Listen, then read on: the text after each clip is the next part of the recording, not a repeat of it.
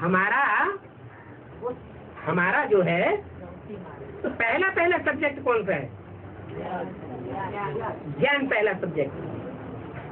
और याद भी हमारी प्रवृत्ति मार्ग की याद है, निवृत्ति मार्ग की याद नहीं है। देह से कर्म किया जाता है। कर्म कैसे करते हैं? कर्मेंद्रियों से कर्म करते हैं। तो हमारा कर्म और योग दोनों साथ साथ होना चाहिए। अगर हम बैठ गए तो कर्म हो रहा है कोई है? सिर्फ बैठ गए, जंगल में जाके हम बैठ जाए और बाबा को याद करना शुरू कर दे, कोई कर्म न करे। हाँ, खाना पीना जब याद में बैठेंगे तो वो जो झूठे योगी होते हैं उनको भी खाने पीने की दरकार नहीं रहती, उनकी श्वास प्रश्वास की प्रक्रिया धीमी हो जाती है। तो हमारा भी ऐसा ही हो जाएगा। याद में तो सब बातों की पूर्ति होती है ना। तो हम जंगल में जाके बैठ जाए अकेले, नई सृष्टि का निर्माण हो जाएगा? हा? नहीं होगा। इसलिए बाप है तो बाप का परिवार भी है। हमें कर्म करना बहुत जरूरी है। ऐसे नहीं कि हम आत्मा है तो आत्म की स्थिति में बैठ जाने से ही काम चल जाएगा। शक्ति दो से बनती है। अकेले पुरुष से शक्ति नहीं बनती, अकेले स्त्री से शक्ति नहीं बनती। स्त्री है प्रकृति, 5 तत्वों का संघात, और उसको कंट्रोल करने वाला है आत्मा। दोनों का संयोग चाहिए। ऐसे नहीं कर्म को हम छोड़ दें, 5 तत्वों को कोई महत्व नहीं देंगे तो हम परमधाम के वासी तो बन जाएंगे 2500-5000 साल के लिए, लेकिन सुख भोगने के अधिकारी नहीं बनेंगे। सुख भोगना है तो स्त्री जाति को साथ लेना है, बाल बच्चों को साथ लेना है। ये रचना है। रचयिता रचना का तिरस्कार नहीं कर सकती, इसलिए कर्म योगी बनना है। याद भी रहे और कर्म भी रहे। गीता पाठशाला में जरूरी नहीं है 1 घंटा याद में रहना, याद में बैठना। क्या बैठ करके याद करना क्या जरूरी है? बैठ के याद करें, क्योंकि वो स्पेस लिमिटेड है ना, जगह लिमिटेड है, तो बैठ के याद करेंगे मतलब। अच्छा, कोई छोटी गीता पाठशाला है, उसमें जगह लिमिटेड है, बैठने वाले ज्यादा हैं। अच्छा, बस में क्या करते हैं? याद करते हैं, बैठ के बाबा को याद करते आते हैं। बस में बैठ के याद करते हैं। जगह नहीं मिलती तब क्या करते हैं? खड़े खड़े याद कर सकते हैं ना। तो ऐसा तो नहीं कि खड़े खड़े याद नहीं होती है, होती है कि नहीं होती है, तो करेंगे। माना ये कोई जरूरी नहीं है कि 1 घंटा याद में बैठना ही जरूरी है। जब हम संगठन क्लास करें 1 घंटा याद में बैठना जरूरी है, ये कोई पक्का नहीं, लेकिन तब तक जरूरी है जब तक हमारी प्रैक्टिस एकाग्र होने की नहीं हो रही। तब तक हमें हठ योग भी करना पड़े तो हम हठ योग भी करें। जैसे हम बीमार हैं, हमें पता चल गया कि योग सबसे बड़ी दवाई है, परमात्मा की याद सबसे बड़ी दवाई और आखिरी दवाई यही है कि नहीं है? फिर हम दूसरी जो तरीके हैं, मनुष्य कृत, एलोपैथी, होम्योपैथी, नेचुरोपैथी, इनको उपयोग में लाएं या न लाएं? नहीं, प्रवृत्ति की बात नहीं कहा कि इनको उपयोग में लाएं या न लाएं? लाना पड़ेगा ही। क्यों? क्योंकि अभी पूरी पकी नहीं है। राजयोग परिपक्व स्टेज में पहुंचा नहीं है। पूरी घी में डाली जाती है, नीचे पड़ी रहती है, डालते ही ऊपर क्यों नहीं आ जाती? उसका एक गर्मी का जो टेम्परेचर है, जब तक उसे नहीं मिलेगा तब तक वो ऊपर नहीं आएगी। ऐसे ही पुरुषार्थ का भी टेम्परेचर है, वो जब तक टेम्पर नहीं पकड़ेगा। कितनी देर याद में टिकते हैं, बैठ के भी कितनी देर टिकते हैं, है? अरे ज्यादा में ज्यादा किसी का अनुभव हो तो बताए कि हम इतनी देर याद में टिक जाते हैं, बिंदु रूपी स्टेज में टिके रहते हैं कितनी देर, हा? अरे ज्यादा से ज्यादा किसी का अनुभव हो तो आप ही बताओ ना, आपका प्रश्न बनती नहीं है।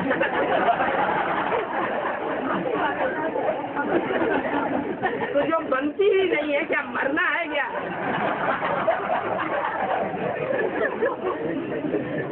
कहते हम तो ईश्वर की ही दवाई उपयोग करेंगे, हम मनुष्यों की दवाई लेंगे ही नहीं। अब बीमारी भयानक भयानक लगी हुई है, उनसे ये भी देखते हैं कि लोगों को फायदा हो रहा है, कम से कम जिंदा तो रह जाते हैं। अरे जान है तो जहान है। इसलिए हमें कोई घृणा नहीं है बैठ करके याद करने से, लेकिन मजबूरी ये है कि जब तक हमारी याद टिकने वाली नहीं बन रही है, हमारी याद का पुरुषार्थ, याद का अभ्यास हमारा परिपक्व स्टेज में नहीं पहुंच रहा है, तब तक के लिए धीरज धर मनुआ। दवाई बंद हो जाएगी। कौन सी दवाई? मतलब जो दवाई अभी मिल रही है, हाँ, वो तो मजबूरी का नाम महात्मा गांधी। मिलना ही बंद हो गया फिर तो नंबरवार की लिस्ट में आ जाएंगे। बंद हो जाएगी, अपना स्टेज बन जाएगी। अच्छा, तो इंतजार कर रहे हैं हम, अपने आप पुरुषार्थ नहीं करेंगे क्या? समय करेगा। हाँ, समय हमसे पुरुषार्थ कराएगा। तो जड़ समय जब आपको पलटेगा, समय भी क्या है? जड़ है, और वो आपको पलटने के निमित्त बन जाएगा, तो आप भगवान को मानने वाले हैं या समय को मानने वाले? और समय को मानने वाले बौद्धि लोग होते हैं क्या? वो कहते हैं समय ही चेंज करता है, भगवान अलग से कोई चीज नहीं होती है। ये अच्छी बात है क्या? समय तो जड़ है और आत्मा तो चैतन्य है। चैतन्य आत्मा पुरुषार्थी है, आत्मा का बाप भी है, वो भी चैतन्य है। तो समय को आगे नहीं रखना है, क्या करना है? बाप को आगे रखना है और बाप को देख करके पुरुषार्थ करना है, फॉलो करना है।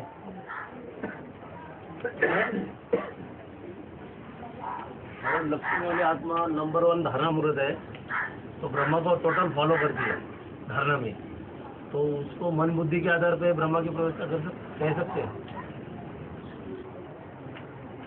माना एक तो है सुनने सुनाने का पुरुषार्थ, क्या? सुनने सुनाने का पुरुषार्थ करने वालों में ब्रह्मा की सोच सबसे आगे, और सुन करके सुना करके जो भी धारणा होती है उस धारणा में भी सबसे आगे। दूसरा होता है सुन लिया, सुना लिया और साथ में क्या किया? अंदर से धारण नहीं, समझ लिया, बुद्धि में बैठ गया, स्वीकार कर लिया, और इतनी ताकत आ गई कि हम दूसरों को भी समझा सकते हैं। सुनना, सुनाना, समझना और समझाना, ये 4 बातों में परफेक्ट हो गए। लेकिन अगली स्टेज भी है, क्या? जो भी सुना है, जो भी दूसरों को सुनाया है, जो भी समझा है और जो भी समझाया है दूसरों को, वो हमारे प्रैक्टिकल जीवन में भी सबको दिखाई पड़े और खुद भी अनुभव में आवे, तब कहे जाएंगे विष्णु। क्या? और तब विष्णु द्वारा पालना की लिस्ट में आवेंगे। नहीं तो विष्णु द्वारा पालना की लिस्ट में नहीं आवेंगे। तो क्या चाहते हैं? विष्णु के राज्य में आना है या शंकर जी के राज्य में आना है? शंकर जी का तो आखिरी अंजाम है दुनिया को लिप्पा लगाने का, तो उससे आगे नहीं जाना है? जाना है।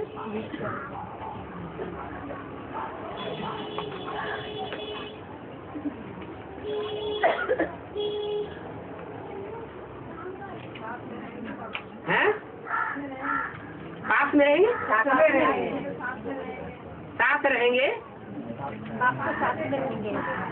साथ चलेंगे। तो मना किसने किया है? हाँ।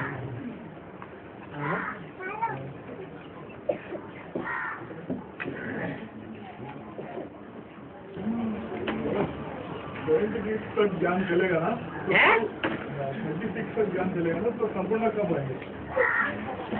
उन 36 तक ज्ञान चलेगा किसके लिए? सबके लिए या कोई आत्माओं की कैटेगरी है उनके लिए? पूरा ज्ञान लास्ट तक जाके पूरा 36 तक ज्ञान तो चलेगा, लेकिन वो ज्ञान किसके लिए? जो देह अभिमान में जिंदा रहेंगे उनके लिए, या जो देह अभिमान में मर चुके होंगे उनके लिए ज्ञान चलेगा? किनके लिए चलेगा? संपूर्ण कैसे होगा? ज्ञान जब तक पूरा सुनेंगे नहीं ना, तब तक संपूर्ण कैसे होंगे? कोई आत्माएं क्लास में ऐसी होती है कि पढ़ाई को पहले धारण कर लेती है और मॉनिटर बन करके बैठ जाती है। मॉनिटर क्या करता है? टीचर छुट्टी ले लेता है तो मॉनिटर क्या करता है? पढ़ाई पढ़ाता है। कोई उंगली उठाए, तुम देवता बन चुके हो जो हमको पढ़ाई पढ़ा रहे हो? क्योंकि ये पढ़ाई काहे की है? क्या बनने की पढ़ाई है? देवता बनने की पढ़ाई है। और खुद उसे राक्षस दिखाई पड़े तो फिर लोग उंगली उठाएंगे ना। खुद नारायण नहीं बना, खुद 16 कला संपूर्ण नहीं बना और दूसरों को पढ़ाई पढ़ा रहा है, तो सभी लोग उसको मॉनिटर मानेंगे? है? ये कोई हद की पढ़ाई तो है नहीं। कैसी पढ़ाई है? बेहद की पढ़ाई है। तो ऐसा नहीं है कि 500 करोड़ आत्मा एक साथ आत्मा बन जाएंगी। हमारे जीवन का लक्ष्य क्या है?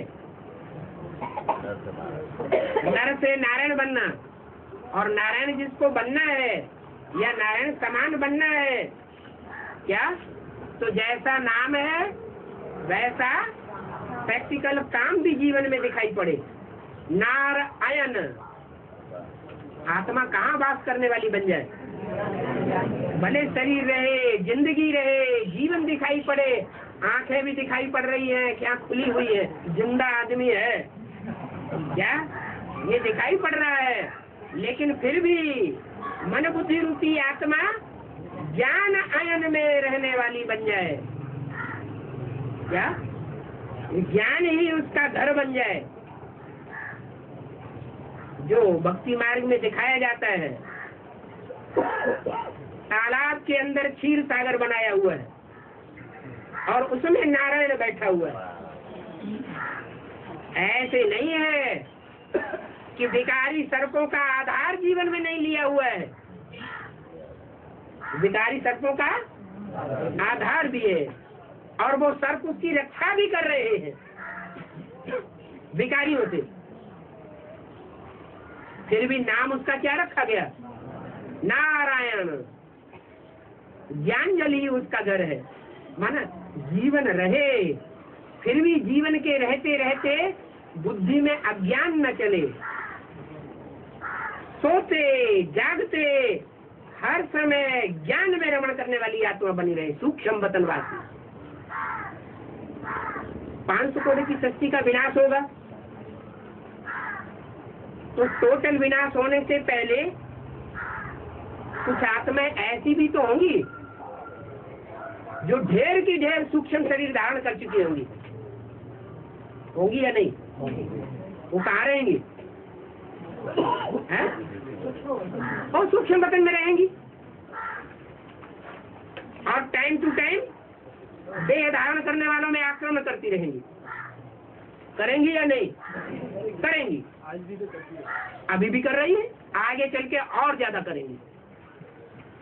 कितनी भयानक परिस्थिति हो जाएगी। वातावरण कैसा हो जाएगा? बहुत भयानक हो जाएगा।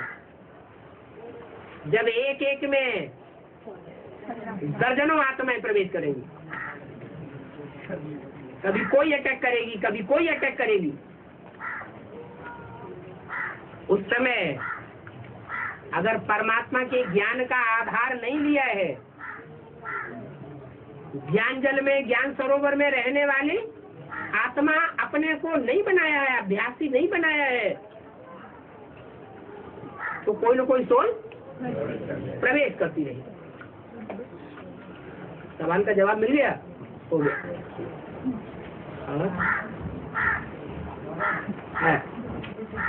ठंडा है, गला ही खराब है।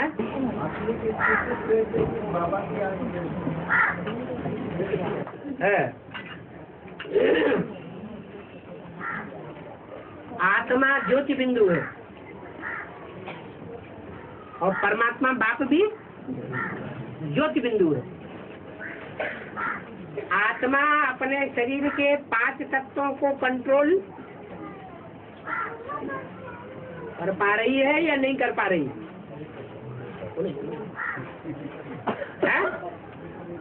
नहीं कर पा रही। तो आपने आत्मिक स्थिति तो धारण की, लेकिन वो आत्मा तमो प्रधान है, रजो प्रधान है, सतो सामान्य है, सतो प्रधान है। कैसी स्टेज वाली है मालूम है? जैसे को याद करेंगे वैसे ही बनेंगे ना। तो क्या फैसला किया है? जल्दी जल्दी बोलो ना, फैसला करो जल्दी। है? हाँ, सिर्फ आत्मिक स्थिति से काम नहीं चलेगा, क्योंकि आत्माएं नीचे ऊपर होती रहती है। बाबा ने बोला है कि आत्मिक स्थिति में बाप की याद स्वतः हो जाती है। हाँ, तो ऐसी परिपक्व स्टेज धारण करे ना। कितनी देर बनती है आत्मिक स्थिति? अरे बिंदु की याद अपनी आत्मा ही बिंदु रूप में टिकी रहे और कुछ याद ना आए, ऐसी स्टेज कितनी देर बनती है? पक्की हो गई? वही पक्की नहीं हुई है, फाउंडेशन ही पक्का नहीं हुआ है।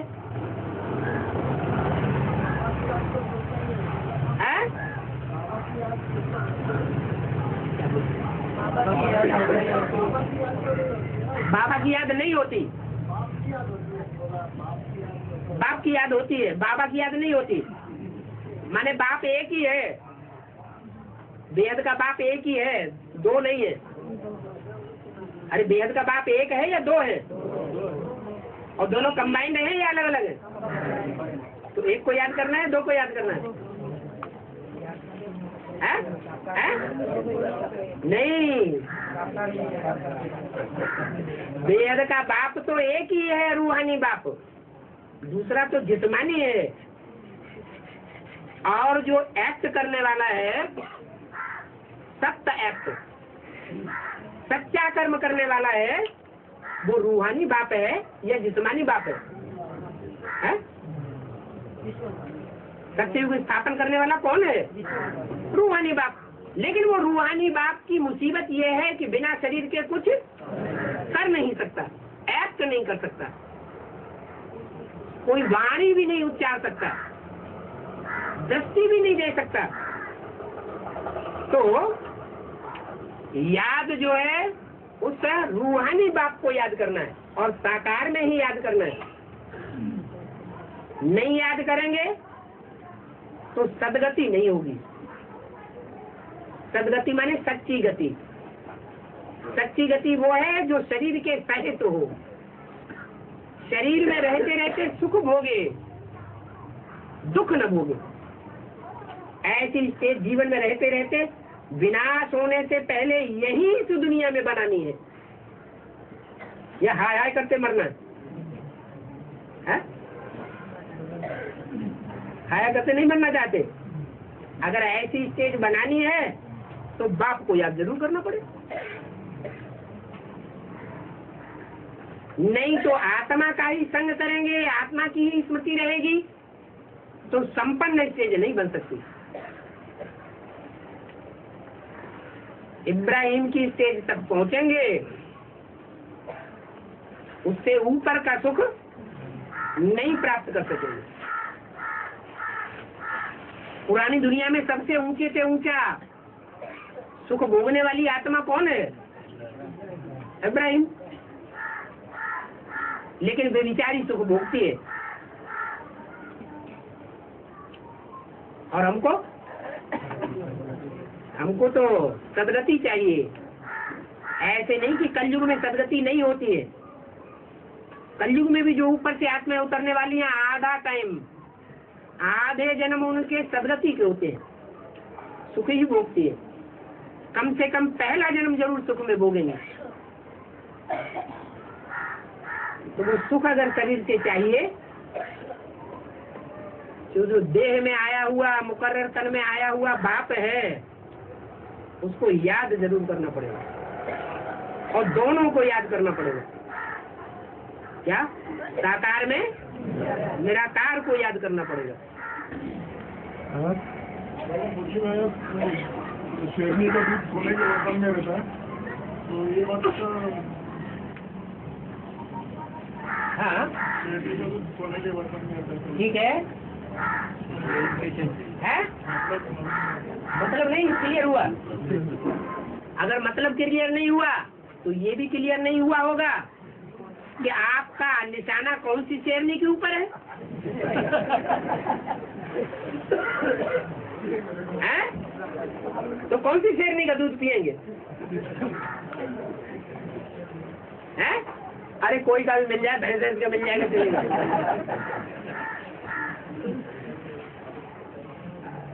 ब्रह्मा तो विष्णु कहा जाता है। क्या?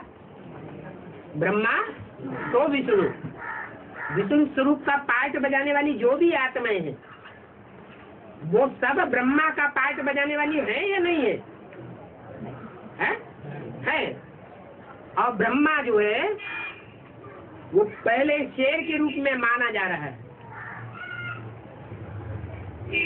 वो भी तो शेर के रूप में मानते हैं ना लोग।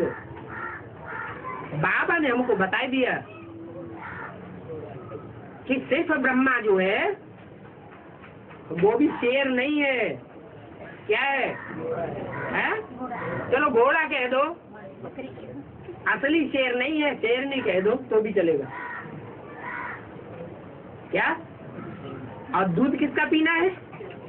अम्मा का पीना है कि बाप का? है? बताया, कन्याओं माताओं के मुख से जो ज्ञान सुना जाता है वो ज्यादा धारणावान ज्ञान है, और पुरुषों के द्वारा जो ज्ञान सुना जाता है वो विष्णु नहीं बना सकता, विष्णु समान देवता नहीं बना सकता। भले शंकर महाराज खुद ही ज्ञान क्यों न सुनाए, तो भी रुद्रमाला के मणके तो बनेंगे, लेकिन विष्णु नहीं बनेगा।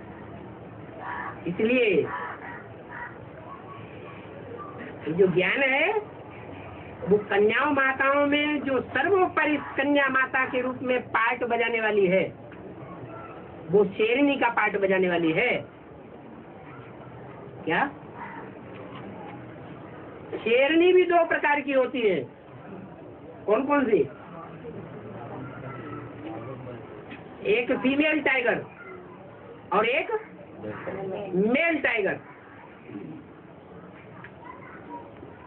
ज्यादा ज्ञानी कौन सा कहा जाएगा? हाँ?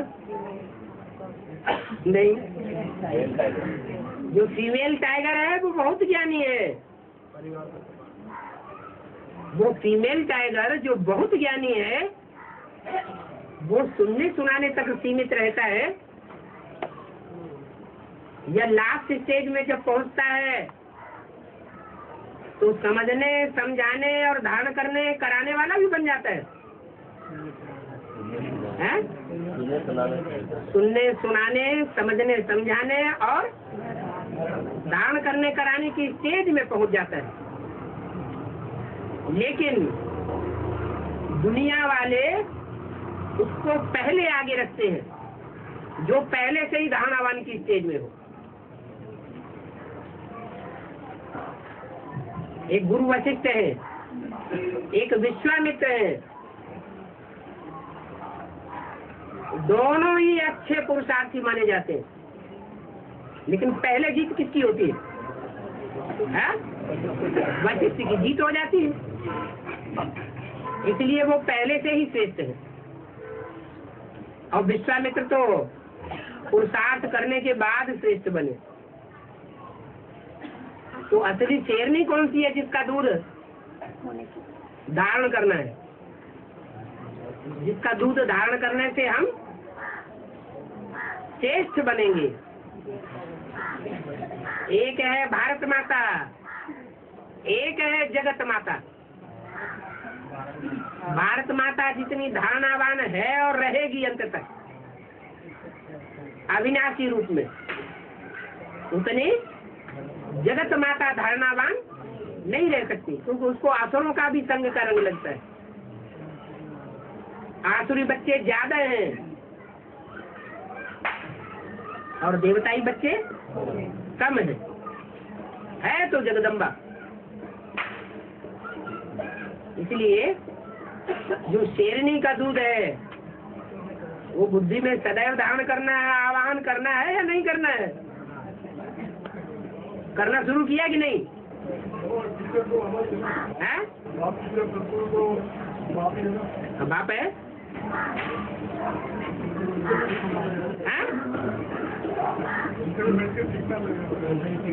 नहीं, बाप डायरेक्शन तो दे रहा है कि कन्याओं माताओं के मुख से सुनना अच्छा है या पुरुष मुख से सुनना अच्छा है।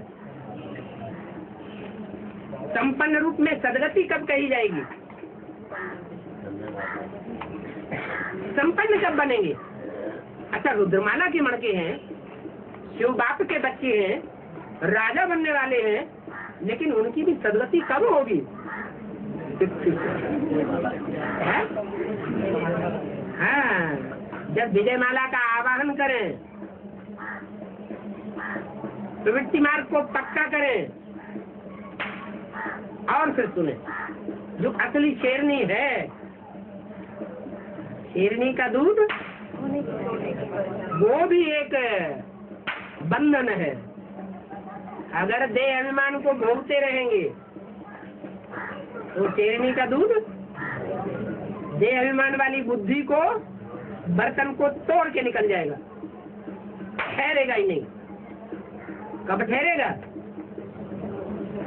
जब देह अभिमान को त्याग करके, माने 5 विकारों का त्याग करने का पक्का निश्चय लेकर के उस ज्ञान को धारण करेंगे तो टिका रहेगा। प्रश्न का समाधान हुआ? हो गया? शेरनी की पहचान हो गई। हाँ,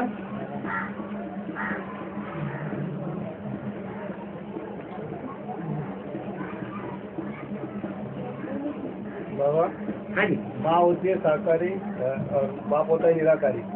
तो जो भारत माता है वो तो निराकारी नहीं बनेगी है? भारत माता है वो निराकारी बनेगी? तो माता ही कही जाएगी, बाप तो नहीं कही जाएगी।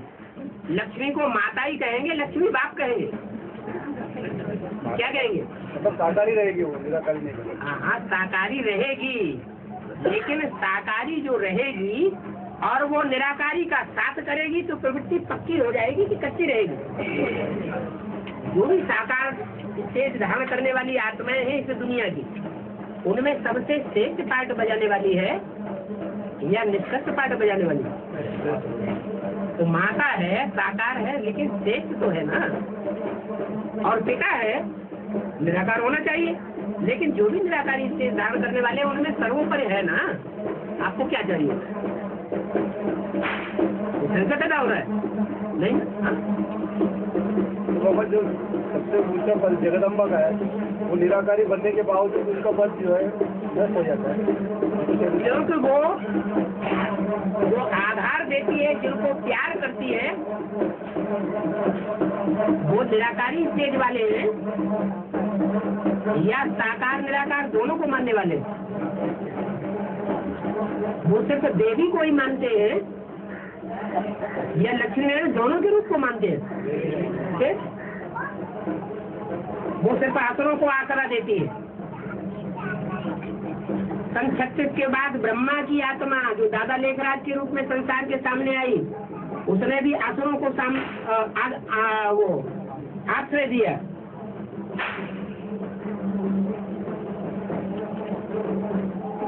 जगदम्बा की आत्मा भी असुरों को आश्रय देने वाली बन जाती है। सच्चाई अच्छी नहीं लगती, जो मक्खनबाजी करते हैं वो बहुत पसंद आते हैं। हाँ करेगी ना, तभी लक्ष्मी करेगी, लेकिन कब करेगी और कब तक आधीन रहेगी? अरे उन आसुरों की कब तक आधीन रहेगी और कब सफाया करेगी? हाँ? हाँ तब, अच्छा हम तब तक रुके क्योंकि हमें उसी लिस्ट में आना है। जीव चलाने वाली की लिस्ट में आना है? नहीं। हाँ? अभी है जान। हाँ हाँ ठीक है।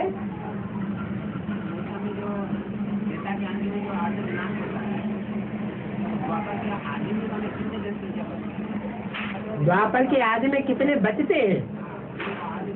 जब आदि विनाश होगा तो मरेंगे कि नहीं? कुछ शरीर छोड़ेंगे कि नहीं? और शरीर छोड़ेंगे तो सूक्ष्म पत्रवासी भी बन सकते हैं। अरे सूक्ष्म शरीरधारी धारण करेंगे या नहीं करेंगे? करेंगे। और सूक्ष्म शरीरधारी हो सकते हैं तो ऐसे भी हो सकते हैं जिनमें विधर्मी आत्माएं प्रवेश कर जाए। दोनों प्रकार के होंगे।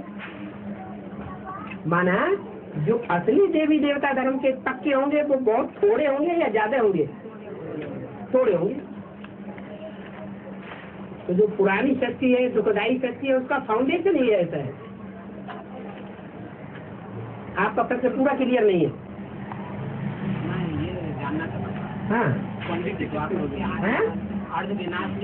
के बाद क्वांटिटी कितने बचेंगे?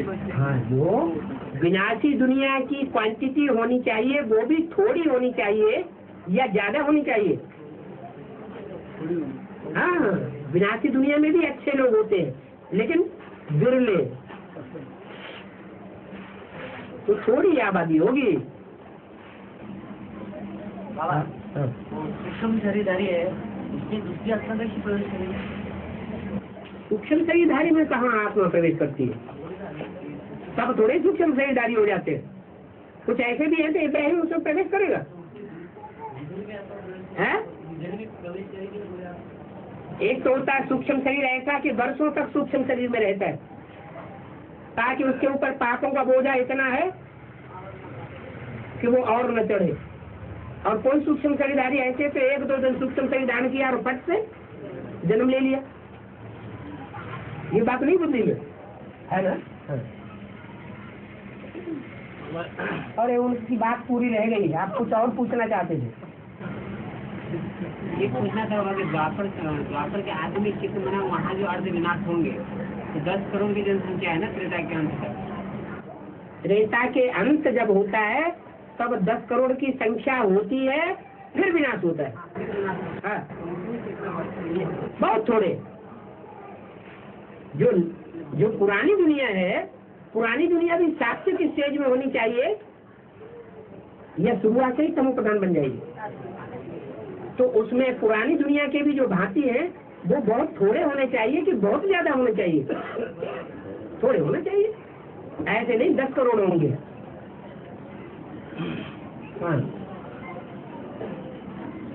और बाबा जैसे पुरानी आत्माएं हैं, उनका ये कहना है कि हमने, बाबा ने पहले बताया जगदम्बा तुम्हारी माँ है, तो हमने उनके साथ खाया पिया, तो हमको वही याद आ रहा है। लगाव लग जाता है ना। हाँ। बाबा ने तो कहा देहधारियों से लगाव नहीं रखना है, बाबा ने तो पढ़ा दिया, एक शिव बाबा दूसरा न कोई। लेकिन कोई कोई बच्चे ऐसे हैं क्या बहुत अच्छा खिलाती पिलाती है ना, देखने में अच्छी लगती है, प्यार हो जाता है।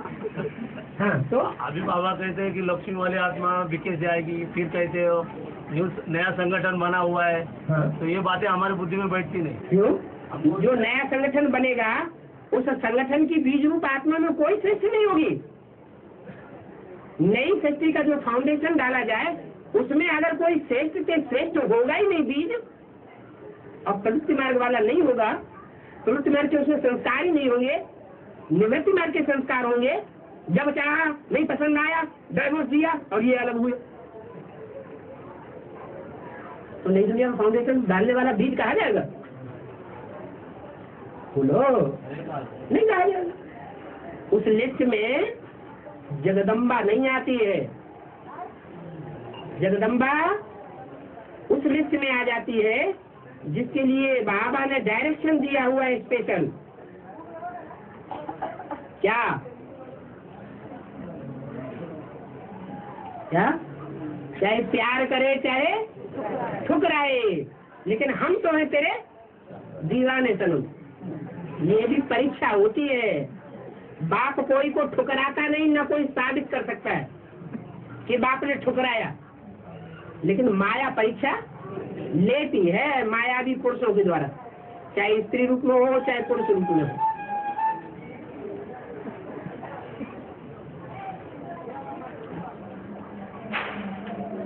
अरे विरोधाभास क्लियर हो रहा है कि नहीं हो रहा है? हैं? बोल के पूछ लो। मेरा नहीं था, है? किसी का प्रश्न था। अच्छा, आपका प्रश्न नहीं था, ब्रह्मा जी बन गए आप। हाँ।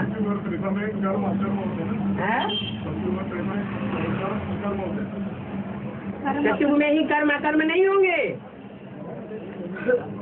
एक सतयुग ही ऐसा नहीं है जिसमें कर्म अकर्म हो जाते हैं, और एक युग है।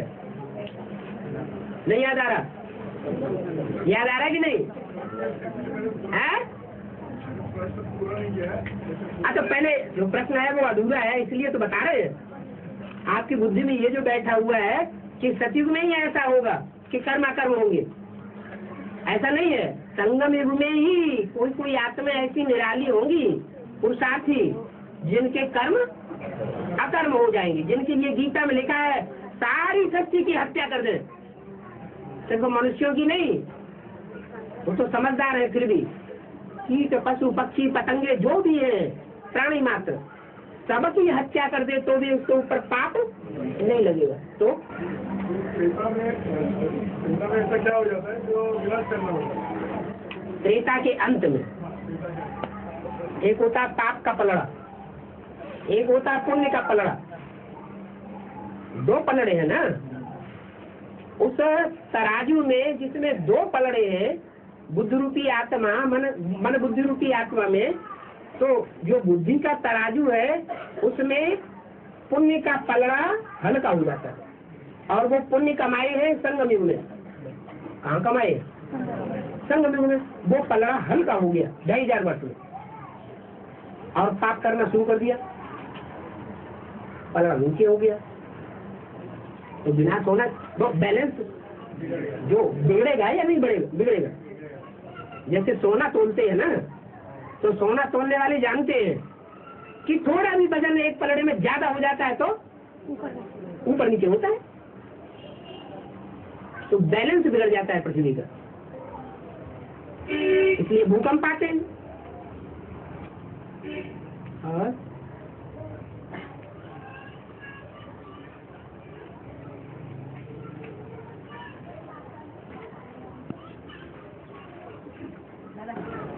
ब्रह्मा भले चला जाए लेकिन मम्मा अंत तक रहेगी। तो ओम राधे को बीच में चलेगी। ओम राधे की तो बीच में चलेगी। कौन चलेगी? मम्मा। ओहो, आप इतने देवाने क्यों बने जो आप मम्मा की आत्मा के लिए क्या चली गई? अरे मम्मा जिसका नाम आपने मम्मा रखा, जिसका नाम आपने मम्मा रखा, जगदम्बा रखा या जगदम्बा सरस्वती रखा, वो आत्मा वास्तव में चली गई है ना इस धरती पर? जब है ना मौजूद, तो अभी भी है और आगे भी पार्ट बजाने वाली है, और वो ही आत्मा पार्ट बजाने वाली क्या? और बाबा ने भी क्लियर कर दिया, देवी एक ही है। क्या? देने वालों की लिस्ट में सिर्फ एक ही देवी है,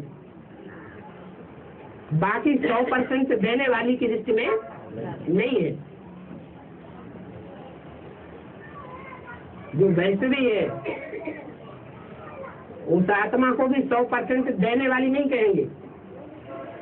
अगर होती तो जैसे जगदम्बा ओम राधे सरस्वती बुद्धि की देवी है, फट से बात को कैच करती थी, ऐसे ही जो वैष्णवी की टाइटलधारी है असली, उसको बात कैच करना चाहिए कि नहीं? ज्ञान कैच करना चाहिए ना? कर रही है? नहीं कर रही?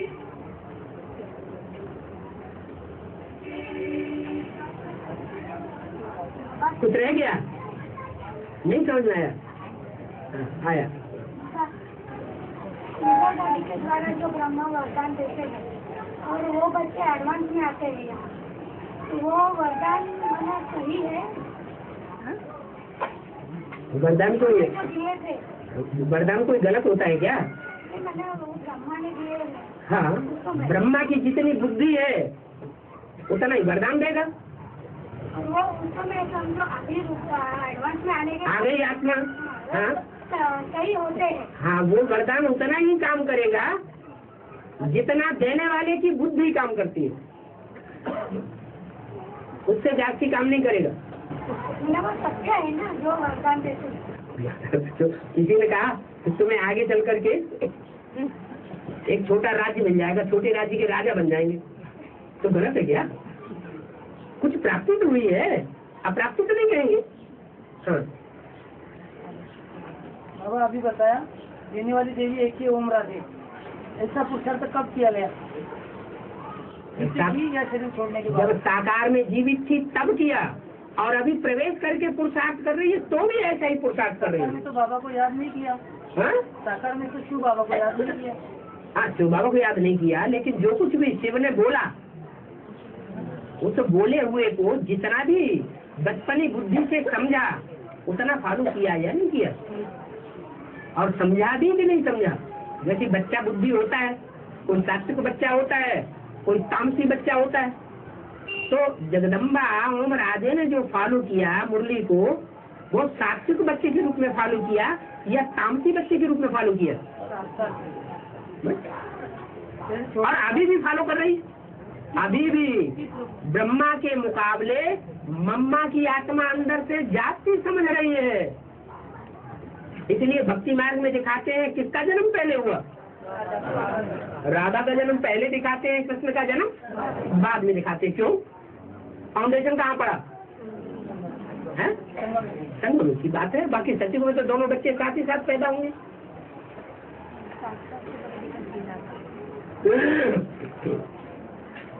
हाँ, हर युग के बीच एक संगम होता है। कलियुग और सतयुग का जो है वो सबसे श्रेष्ठ संगम माना है पुरुषोत्तम। बाकी सतयुग, त्रेता द्वापर और द्वापर कलियुग के बीच भी संगम होता है। ये जो पुरुषोत्तम संगम है बाबा, जो सतयुग कलियुग और सतयुग के बीच का, वो 100 वर्ष का है। तो बाकी के जो संगम है वो कितने साल का? क्योंकि ये जो है कलियुग में हम संपूर्ण शूद्र से संपूर्ण ब्राह्मण तो देवता बनते हैं, उसके लिए हमको 100 वर्ष लगता है। तो वहाँ पर भी सतयुगी देवता से जब त्रेतायुगी क्षत्रिय में उतरते हैं, तो वो जो संगम का पीरियड है वो कितने वर्ष का होता है? परिवर्तन का कार्य जितना कठिन होगा उतना लंबा टाइम चाहिए, और परिवर्तन का कार्य जितना थोड़ा है थोड़ा टाइम चाहिए। गिरावट सस्ती में ज्यादा आ गई है, आज के रिफॉर्मर करने वाली आत्माएं भी सच्ची पर आ रही हैं। वो ये हामी भरे कि अरे हम 6 महीने में ये काम कर देंगे। जैसे एडवांस पार्टी में कोई विश्व पार्टी निकली, उन्होंने क्या घोषणा कर दी, निकलते ही 6 महीने के अंदर हम माला बना के दिखाएंगे। तो हो गया। इतना बड़ा काम, इतना बड़ा पसारा फैला हुआ है दुर्गति का,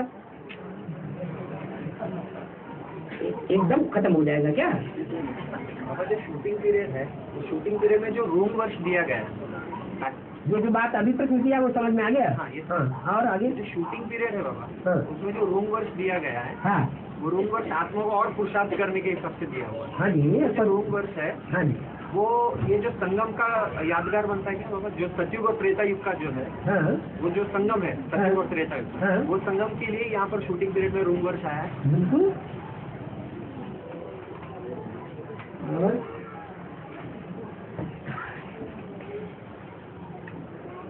बाबा बोले रचयिता को फिर भी समझा जा सकता है, लेकिन रचना को नहीं समझ सकते। क्योंकि रचयिता ज्यादा सीधा साधा है या रचना जी ज्यादा सीधी साधी है? रचयिता सीधा साधा है, भोला भाला है, और रचना तो उतनी सीधी साधी नहीं है।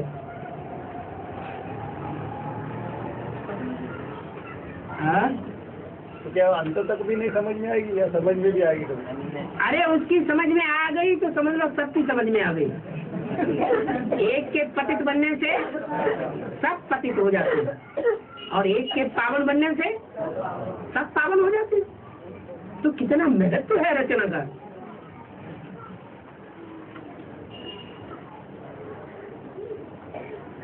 पढ़ाने वाला रचयिता है, फिर भी रचना के ऊपर पूरा आधार। वो बाप नहीं है जो खुद जलते हुए घर में से निकल के भाग जाए जंगल में और बच्चे को जलता हुआ छोड़ जाए। ऐसा बाप चाहिए? कैसा चाहिए आपको? हाँ? बहुत चालाक है। चलो खला